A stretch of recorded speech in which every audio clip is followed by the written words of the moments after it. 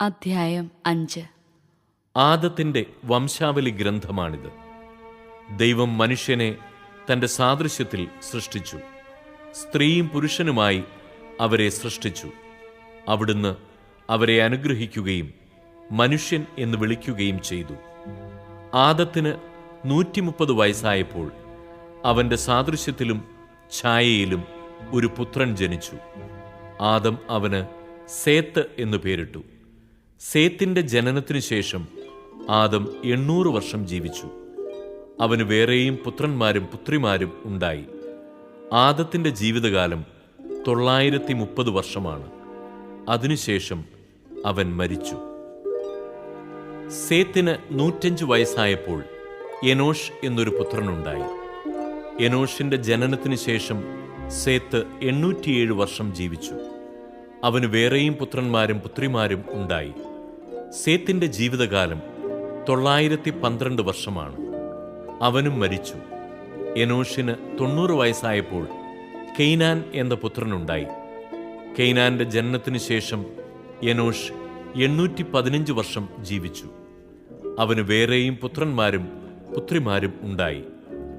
എനോഷിന്റെ ജീവിതകാലം 905 വർഷമാണ്. അവനും മരിച്ചു.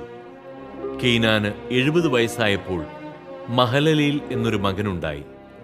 മഹലലേലിന്റെ ജനനത്തിനു ശേഷം കെയ്നാൻ 840 വർഷം ജീവിച്ചു. അവന് വേറെയും പുത്രന്മാരും പുത്രിമാരും ഉണ്ടായി. കെയ്നാന്റെ ജീവിതകാലം 910 വർഷമായിരുന്നു. അവനും മരിച്ചു. മഹലലേലിന് 65 വയസ്സായപ്പോൾ യാരദ് എന്ന മകനുണ്ടായി. യാരദിന്റെ ജനനത്തിനു ശേഷം മഹലലേൽ 830 വർഷം ജീവിച്ചു. അവന് വേറെയും പുത്രന്മാരും പുത്രിമാരും ഉണ്ടായി. മഹലലേലിന്റെ ജീവിതകാലം 895 വർഷമായിരുന്നു. അവനും മരിച്ചു. യാരദിന് 162 വയസ്സായപ്പോൾ ഹെനോക്ക് എന്ന പുത്രനുണ്ടായി. ഹെനോക്കിന്റെ ജനനത്തിനു ശേഷം യാരദ് 800 വർഷം ജീവിച്ചു. അവന് വേറെയും പുത്രന്മാരും പുത്രിമാരും ഉണ്ടായി. യാരദിന്റെ ജീവിതകാലം 962 വർഷമായിരുന്നു. അവനും മരിച്ചു. ഹെനോക്കിന് 65 വയസ്സായപ്പോൾ മെത്തുശലഹ് എന്ന മകനുണ്ടായി. മെത്തുശലഹിന്റെ ജനനത്തിനു ശേഷം ഹെനോക്ക് 300 വർഷം കൂടി ദൈവത്തിന് പ്രിയപ്പെട്ടവനായി ജീവിച്ചു. അവന് വേറെയും പുത്രന്മാരും പുത്രിമാരും ഉണ്ടായി. ഹെനോക്കിന്റെ ജീവിതകാലം 365 വർഷമായിരുന്നു. ഹെനോക്ക് ദൈവത്തിന് പ്രിയങ്കരനായി ജീവിച്ചു. പിന്നെ അവനെ കണ്ടിട്ടില്ല. ദൈവം അവനെ എടുത്തു. 187 വയസ്സായപ്പോൾ മെത്തുശലഹ് ലാമെക്കിന്റെ പിതാവായി. ലാമെക്കിന്റെ ജനനത്തിനു ശേഷം മെത്തുശലഹ് 782 വർഷം ജീവിച്ചു. അവന് വേറെയും പുത്രന്മാരും പുത്രിമാരും ഉണ്ടായി.